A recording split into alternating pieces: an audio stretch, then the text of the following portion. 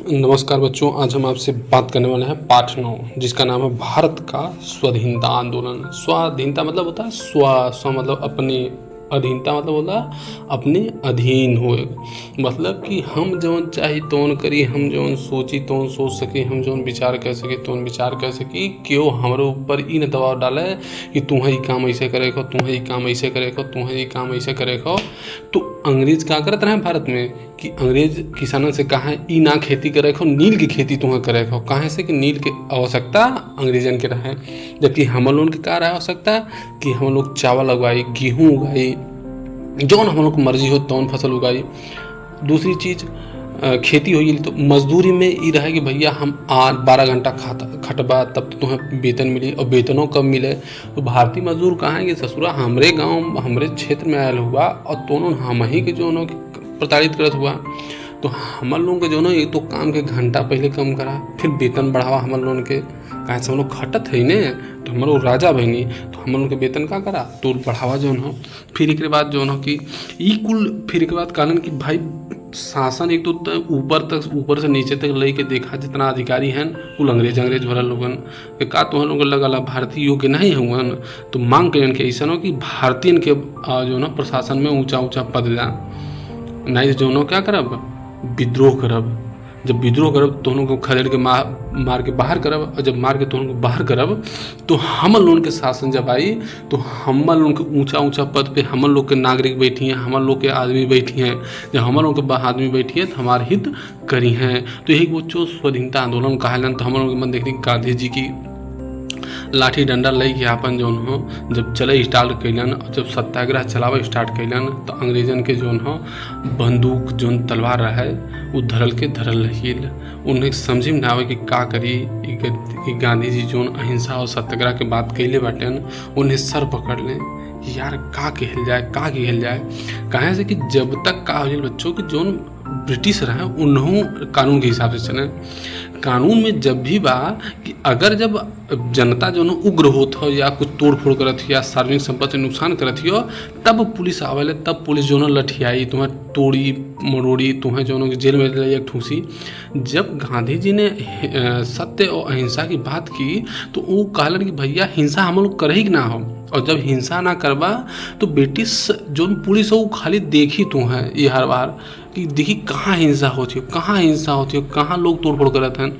तब तो वो जो ना कि तुम्हें खदेड़ी मारी, और जब हिंसा ना करबा तो वो खाली बस लखी बनरन की नहीं हर बार लखी हैं, उन्हें कुछ मिली नहीं। तो गांधी जी इस स्थिति में अंग्रेजन के लाए देन। लॉर्ड इरविन ने हम बताओ थे इस सब ने अज्ञात आंदोलन चलत रहा है। तो इरविन जो नो कि सोचल कि ऐसा हो कि कहला कि नमक का टैक्स जो है बढ़ाया था, और जोन गांधी जी की मांग होकर अस्वीकार कर दा। गांधी जी सबने अज्ञा आंदोलन कह दिला। अब आंदोलन में ये भैल कि इरविन अपने अधिकारियों से पूछा था कि अरे ये बताओ कि कहीं अहिंसा हुई, कहीं घटना हुई, छिटपुट घटना कुछ तो हुआ। अधिकारी होकर कहा था कहीं जनता हिंसा किए ही नहीं है, जनता खाली का कैले हम लोगों के सहयोग करब छोड़ दीजिए। कंपनी में जो वर्कर काम करता है उन्हें बाहर चली जान, मजदूर जो हो कि हम लोग कर देतना है, हम लोग के जो कि जो नौकरी पेशा वाले रहे छोटे छोटे क्लर्क वगैरह रहे वो छोड़ दे, सफाई कर्मी तक तो आयल ना वो भाग के लो। तो यह नाते जो नो कि वो एकदम पागल हो माथा पकड़ ले यार का कहल जाए जो नो। तो ये शक्ति गांधी जी के आंदोलन में सत्य अहिंसा में रहे। बच्चों आज देखा ये पीला पीला रंग वाला हम लोग पढ़ाई। अब पीला पीला रंग जौन बा ये बड़ा दुखदाई बा, कहीं से एकर ब्लर हो गया, तो फिर भी हम पढ़ावे की कोशिश करब। देखा आज ये सब एक बार गांधी जी दक्षिण अफ्रीका में रेल यात्रा कर रहे थे। वे उस डिब्बे में बैठ गए जो गोरों के लिए आरक्षित था। उन्हें एक गोरे ने डिब्बे से बाहर धकेल दिया और कहा कि एक काला भारतीय उनके डिब्बे में यात्रा कैसे कर सकता है। कितना मतलब शोषण हुआ होगा उस समय, कितना उनको दुख हुआ होगा कि जिनके पिताजी 4 जिलों के जमींदार हैं और उनके लड़के को किसी अफ्रीका में, दक्षिण अफ्रीका में अंग्रेज अधिकारी ने लात मार करके जो है कि सामान फेंक कर डिब्बे से बाहर कर दिया हो। उनको बहुत धक्का लगा, उनको लगा कि यार ये क्या हो गया। अगर गांधी जी के साथ ये घटना ना हुई होती तो हो सकता गांधी जी अपना ऐशो आराम से जीवन यापन करते, अपना उनका करती रहती लाइफ, और वो शायद ही इस भारतीय आंदोलन में आते या अफ्रीका में, तो दक्षिण अफ्रीका में जो संघर्ष उन्होंने किया वो हो पाता। लेकिन अंग्रेज़ों की एक गलती ने जो है उनके अंदर जो स्वाभिमान था, जो लड़ने की शक्ति थी, उनको जगाया। उन्होंने कहा कि हमको अपने लिए नहीं, अन्य सबको लिए, अब अन्य लोगों के लिए लड़ना है, कि ताकि अंग्रेज़ों की ये हैसियत ना हो सके कि काले और गोरे जिस डिब्बे में यात्रा करना चाहते हों, गोरे जिस डिब्बे में यात्रा करते हैं उस डिब्बे में काले लोग भी या भारतीय लोग भी यात्रा कर सकें। ऐसी हमको क्या है, लड़ाई लड़नी है, ऐसा हमको संघर्ष लड़ना है। यह उनका सरासर अपमान था। उन्होंने महसूस किया कि गोरे लोगों में उनके आत्मसम्मान और गरिमा के प्रति बिल्कुल आदर नहीं था, इसलिए उन्होंने गांधी जी को डिब्बे से बाहर धकेल दिया। उन्होंने कहा कि हमारे जैसे एडवोकेट मैं हूँ, मैं जो है कि एक सम्मानित पद पर हूँ, और अंग्रेज़ों ने हमको डिब्बे से बाहर फेंक दिया, तो सोचिए जो किसान मजदूर अगर किसी दशा में यहाँ पहुँच जाएगा, उनको तो उठा के सब लंदन भेज देंगे, फेंक देंगे उनको उठा के। तो हमारी स्थिति ये है, तो आम नागरिक की क्या स्थिति होगी। तब उन्होंने गरीबों का, असहायों का, मजदूरों का दर्द समझना शुरू किया कि यार उनके साथ क्या होता होगा, उनके साथ कितना जो है कि ये असमानता करते होंगे, कितनी हिंसा करते होंगे। इस कटु अनुभव ने गांधी जी को भारतीयों की गरिमा के उत्थान और अन्याय से लड़ने की प्रेरणा दी। तब उनको ये लगा कि यार हमको, ये तो मेरे साथ हो रहा है, ये लाखों भारतीयों के साथ हो रहा होगा, करोड़ों भारतीयों के साथ हो रहा होगा। अगर हम उनको संगठित कर लें, उनको अपने साथ जोड़ लें, तो अंग्रेज़ों की इतनी औकात नहीं है कि वो भारतीयों को समान अधिकार ना दें या भारतीयों को समान रूप से ना जो है कि व्यवहार कर पाएँ। तो उन्होंने इस चीज़ को प्रमुखता से ध्यान दिया, लेख लिखे, लोगों को जोड़ा, लोगों को जो है कि इस आंदोलन के लिए साथ लेके आए। कभी हो सकता था शुरुआत में जब आंदोलन हुआ तो वो ऐसे व्यक्ति थे कि उनके 8-10 साथी मिलकर आंदोलन किए, उसमें उन सबको लाठियाँ पड़ी, खूब लाठियाँ पड़ी, जेल गए, लेकिन फिर आके आंदोलन उन्होंने शुरू कर दिया। तो इससे क्या होगा कि जब आप एक बार लाठी खा रहे हैं लोगों के लिए और एक बार आप जेल जाके चले आए हैं, तो लोगों को भी लगता है कि यार ये हमारे लिए लड़ रहा है, तो हम क्यों इसके साथ नहीं जाएं। तो लोग भी धीरे धीरे बाहर निकलने लगे और गांधी जी से मिलने लग गए, गांधी जी की बात सुनने लग गए, उनको समझने लग गए कि हाँ वास्तव में ये हमारे हित के लिए लड़ रहा था। और ये स्थिति यहाँ तक गड़बड़ हो गई थी कि आप ये जानिए कि जब गांधी जी जेल में गए तो जेल में भी उन्होंने जो है कि लोगों को प्रभावित कर दिया। जेल के लोग भी आंदोलन करने लग गए कि हमको सही से भोजन नहीं देते, हमको सही से खाना नहीं देते, हमारे साथ अव्यवहार किया जाता है। तो वहाँ पर भी लोगों ने आंदोलन करना शुरू कर दिया, वहाँ भी गांधी एक नेता के रूप में उभर गए। तो कहने का आशा है हर जगह गांधी जी अपनी छाप छोड़ते हुए जा रहे थे। उन्होंने महसूस किया कि भारत में भी लोग आपस में ही जाति, मजहब, ऊंच नीच, सवर्ण, दलित, भाषा, संप्रदाय के नाम पर विभिन्न समूहों में बटे हुए हैं। उन्होंने कहा कि भारत तो एक राष्ट्र के रूप में तो है, लेकिन कहीं जाति के रूप में कि भैया ये छोटी जाति के हैं, ऊंची जाति के हैं, कहीं धर्म के रूप में कि इस्लाम के हैं, ये हिंदू धर्म के हैं, ये ईसाई धर्म के हैं। फिर ऊंच नीच की भावना, दलित सवर्ण की भावना, भाषा के आधार पर विभाजन है कि भाई कोई तमिल बोल रहा है तो ये मान रहा है कि नहीं भोजपुरी बहुत ख़राब भाषा है, भोजपुरी वाला कह रहा है कि मराठी बहुत ख़राब भाषा है। तो कहने का आशा है कि ये सब क्या है, एक दूसरे से ही विभाजित हैं। इसीलिए ये गोरे अंग्रेज हमारे देश पर शासन कर रहे हैं, क्योंकि उन्होंने कहा कि ये एक दूसरे से लड़ा रहे हैं और भारत पर आसानी से शासन कर रहे हैं। और भारतीय मूर्ख हैं जो लड़ रहे हैं एक दूसरे से, उनको नहीं पता लग रहा है कि ये अंग्रेज हम दोनों को लड़ा रहे हैं और लड़ा के अपना फ़ायदा ले रहे हैं। उन्होंने भारत में सर्वप्रथम सभी धर्मों एवं संप्रदायों के लोगों को राष्ट्रवाद एवं भाईचारे की लड़ी में पिरोकर अंग्रेज़ों के विरुद्ध जंग छेड़ दी। उन्होंने सबसे पहले ये कहा कि ऐसा है कि अगर हम लोग एक दूसरे से लड़ेंगे तो हमेशा मारे जाएंगे, और अंग्रेज हमारे यहाँ आज नहीं 1.5 साल नहीं, ये 5 साल तक राज करेंगे। तो उन्होंने कहा कि जो हम धर्म के नाम पर विभाजित है कि नहीं ये मुस्लिम है, ये हिंदू है, ये क्रिश्चियन है, ये फलाना है, ये सब विभेद हम क्या है छोड़ना पड़ेगा। हमको एक हमारा उद्देश्य होना चाहिए कि अंग्रेज हमारे देश से जाने चाहिए, इनकी नीतियाँ समाप्त होनी चाहिए, इनके शासन समाप्त होने चाहिए, ताकि जो है भारतीयों का शासन हो, भारतीय लोगों के द्वारा चुनी हुई सरकार हो, ताकि जो है वो जनता का कल्याण करे। तो इस तरह से जब तक आप में हिंदू मुस्लिम भाईचारा की बात नहीं होगी, जातिवाद खत्म नहीं होगा या जातिवाद जब तक समाप्त नहीं होगा, तब तक हम जो है कि एक राष्ट्र के रूप में उभर नहीं सकते हैं। तो इसलिए उन्होंने इसको मिटाने की बात की और कहा कि हमें केवल ये सोचना है कि कैसे अंग्रेज़ों को हम भारत से बाहर करें। गांधी जी के इसी प्रयास के बदौलत ही आज हमारा देश भारत आज़ाद हो सका। ये गांधी जी का प्रयास था, उन्होंने ही लोगों को संगठित किया कि नहीं जाति के रूप में क्यों विभाजित हो। कई बार महिलाओं को घर से बाहर नहीं निकलने दिया जाता था, तो गांधी जी ने कहा कि ऐसा महिलाओं को घर से बाहर निकलने दीजिए। जब उन्होंने असहयोग आंदोलन शुरू किया तो आपको पता होगा कि महिलाएं जो है जेल गई। कई महिलाएं शराब की दुकानों पर धरना देती थी कि हमारा पति शराब पीता है, हमको रात में आके मारता है। तो इसलिए उन्होंने जो है कि धरना दिया। वे ये सोचिए कि इंग्लैंड में जो बना साड़ी होती थी उसको पहनने से त्याग कर दिया कि अरे ना ना ना। वो कहती थी, अपने पति से कहती थी कि ऐसा है अंग्रेज़ों के द्वारा जो बनी है साड़ी वो हम नहीं पहनेंगे, तुम थर्ड क्वालिटी की साड़ी लेके आओगे, भारतीयों के द्वारा बनी हुई वही साड़ी हम पहनेंगे। तो इस तरह से महिलाओं ने क्या किया कि आंदोलन में भाग लेना शुरू किया और अंग्रेज़ों को भारत से बाहर करने में मदद की। अब देखिए जलियांवाला बाग कांड होता है 1919 में। ये बहुत दर्दनाक घटना हुई और बहुत ही जो है कि आलोचना के योग्य है कि अंग्रेज़ों ने इतनी बड़ी घटना को वारदात दिया। इसी समय अमृतसर में 13 अप्रैल 1919 ईस्वी को एक भयानक हत्याकांड हुआ। असल में हम लोग देखते हैं बच्चों, रॉलेटेड सत्याग्रह हो रहा था ना, तो रॉलेटेड सत्याग्रह में सभी लोग जो है बड़े उत्साह के साथ भाग ले रहे थे, क्योंकि उनको लग रहा था कि उनके अधिकारों को कुचला जा रहा है। क्योंकि जब अधिकारों को कुचलने का मतलब है कि भाई किसी को अंग्रेज जो है कि बिना कारण बताए, बिना कोई जो है कि अपराध किए या कोई जो है कि न्यायालय में जो है कि सुनवाई किए, उसको जेल में डाल देते थे। अब जेल में जब डाल देंगे तो क्या होगा कि उसका भविष्य तो खत्म हो जाएगा, उसका परिवार विनाश हो जाएगा।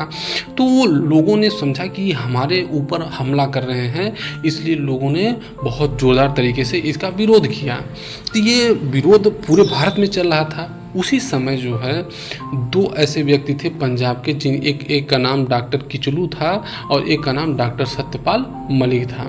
इन दोनों को अंग्रेज़ों ने बिना कोई कारण बताए और कोई नोटिस दिए इनको गिरफ्तार करके जेल में डाल दिया। जब अंग्रेज़ों ने इन दोनों नेताओं को गिरफ्तार करके जेल में डाल दिया तो क्या हो गया कि जो आम लोग थे, जो आम जनता थी, क्योंकि ये लोग बहुत ही जो है कि प्रसिद्ध नेता थे और प्रसिद्ध नेता होने के साथ साथ भाई लोगों की सहायता करते थे, लोगों से मिलते जुलते थे, लोगों को समझाते बुझाते थे, उनके सुख दुख को समझते थे। तो इससे क्या हुआ कि लोग जो है कि इनके विरोध में हुजूम चलने लगा पंजाब में कि इनको जो है कि आज़ाद करो, इनको आज़ाद करो, रॉलेटेड सत्याग्रह मुर्दाबाद, रॉलेटेड एक्ट मुर्दाबाद, ये सब नारे लगने लगे। तो जब ये नारे लगने लगे तो धीरे धीरे क्या हो गया कि अंग्रेज़ों पर दबाव बढ़ना शुरू हो गया कि यार इस विद्रोह को कैसे समाप्त किया जाए, ये तो और बढ़ता चला जा रहा है। पंजाब के नेता डॉक्टर सत्यपाल और डॉक्टर सैफुद्दीन किचलू की गिरफ्तारी के विरोध में अमृतसर के जलियांवाला बाग में एक विशाल सभा का आयोजन हुआ।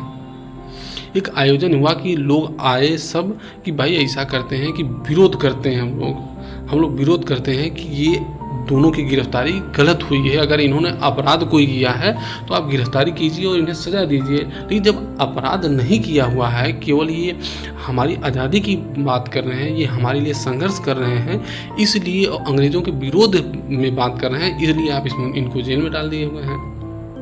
तो जनता जो है कि भाई जनता जनार्दन होती है, तो उन्होंने विरोध करना शुरू कर दिया। तो ये अमृतसर, ये जलियांवाला बाग जो है एक स्थान है अमृतसर में, वहाँ पर विशाल सभा आयोजित की गई। सभा के मध्य में ही पंजाब के सैनिक कमांडर जनरल डायर ने सैनिकों को लेकर बाग को घेर लिया।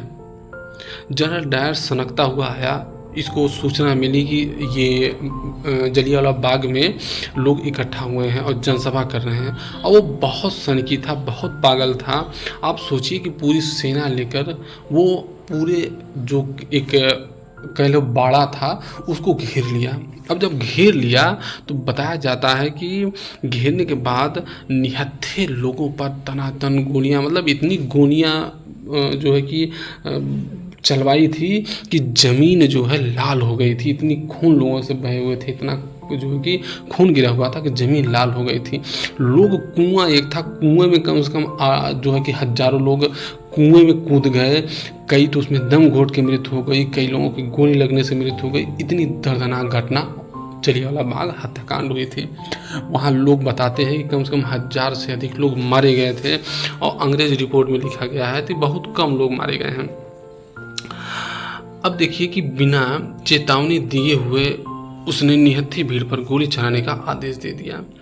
इससे कई सौ निर्दोष लोगों की मृत्यु हो गई और हजारों लोग घायल हो गए।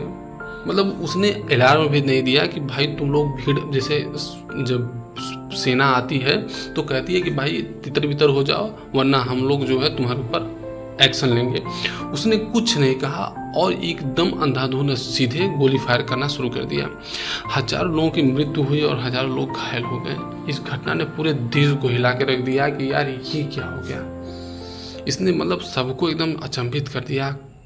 बड़े बड़े लोग थे, वो तो भाई कितने लोग आंसू ही नहीं रोक पा रहे थे कि ये क्या कर दिया अंग्रेजों ने। भाई निर्दोष लोग मारे गए थे ना। जलियांवाला बाग हत्याकांड से समस्त देश में हाहाकार मच गया। ये मतलब एक टर्निंग पॉइंट था, लोगों में ऐसा जगा कि ये भाव हो गया कि यार ये निहत्थे लोगों को मार सकते हैं, ये गरीब लोगों को मार सकते हैं, तो ये हमारे साथ भी ऐसा कर सकते हैं। और जब हमारे साथ कर सकते हैं तो क्यों ना हम इनके खिलाफ लड़ें, इनके खिलाफ संघर्ष करें। तब जनता देखते हैं कि 1919 क्रांति के बाद एक जनता ऐसा उबाल आता है कि जब असहयोग आंदोलन शुरू होता है तो ऐसा लगता है कि भारत अंग्रेज़ों की जड़ को हिलाकर फेंक देगी।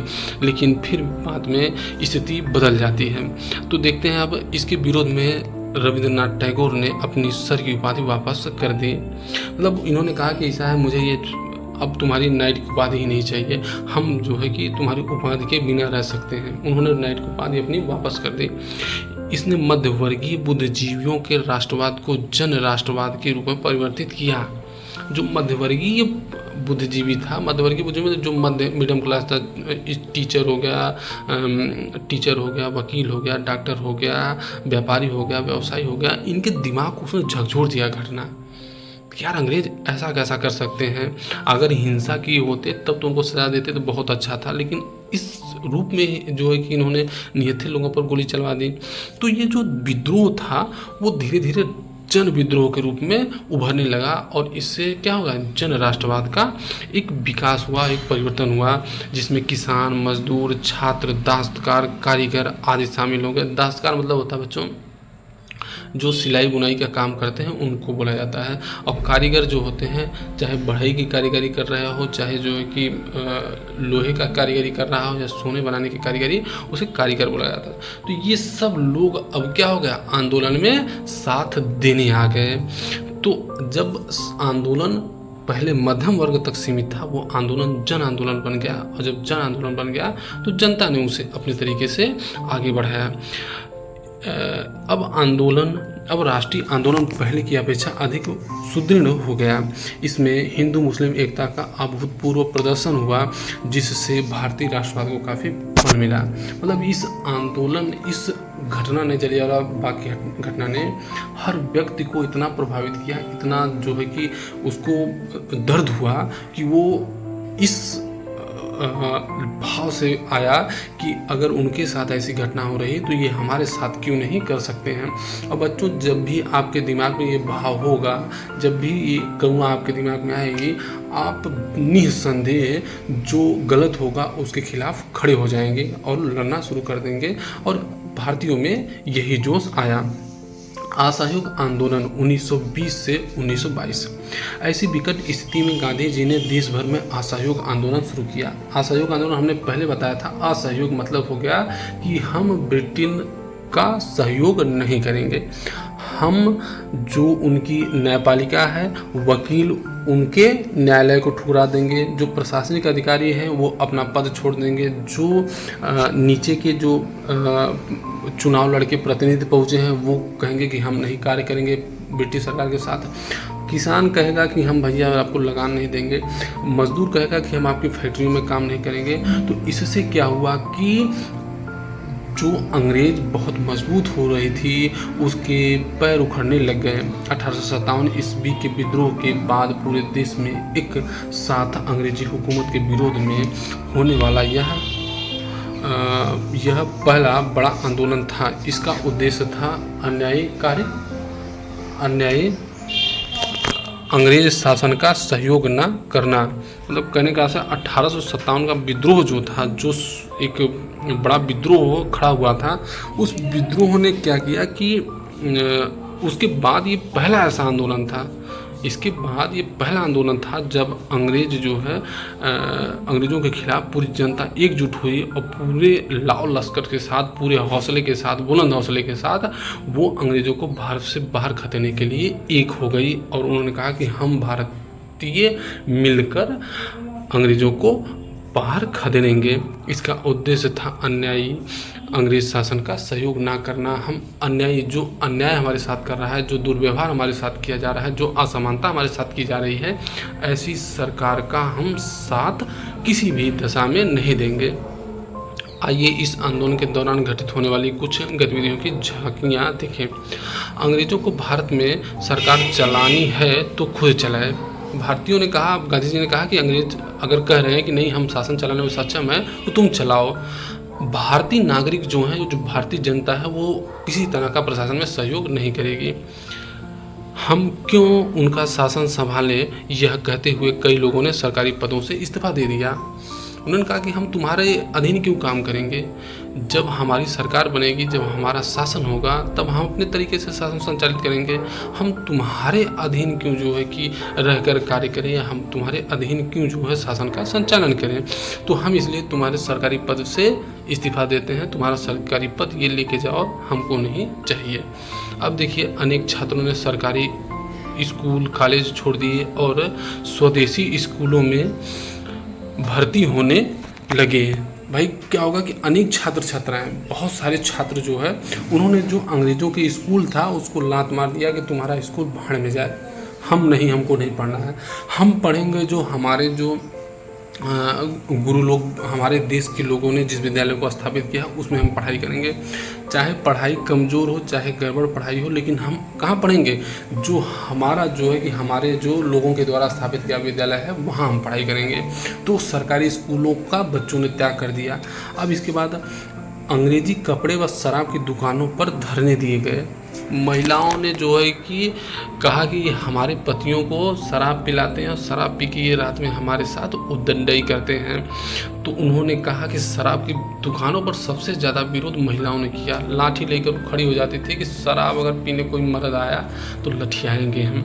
उन्होंने कहा कि साड़ी ऐसा है कि बलम अगर लेके आया तो साड़ी जो हो कि विदेशी साड़ी न लेके आया, जो स्वदेशी जो भारत के बनल हुई वो साड़ी हम लेके आया और दूसरा साड़ी मत लेके आया। अंग्रेजी चीज़ों के बहिष्कार के साथ साथ स्वदेशी चीज़ों को बढ़ावा देने की कोशिश हुई। मतलब जो अंग्रेजी चीज़ें थी, जैसे कपड़ा हो गया, चाहे कालीन हो गया, चाहे जो चीज़ रहा वो जो विदेशी रहा ओके बहिष्कार कई गेल। पंडित कहें कि हम चटाई अगर विदेश से बनल हो, इंग्लैंड से बनल हो, तो ऊपर ना बैठब, जो स्वदेशी बनल हो ऊपर हम बैठब, तब हम तुम्हारा पूजा करवाइब, नहीं तो हम पूजा ना करवाइब। विदेशी उन्हें जोनों की वस्त्र ले त्याग दिलन, विदेशी जोनों की कौनो चीज़ भी छुए से त्याग कर दिलन। तो अभी समझ ला कि इतना अंदर तक, इतना भीतर तक भारतीय राष्ट्रीय आंदोलन घुसल रहा है। तो बच्चों आज नमस्कार, जय हिंद, कल अब पढ़ाएंगे।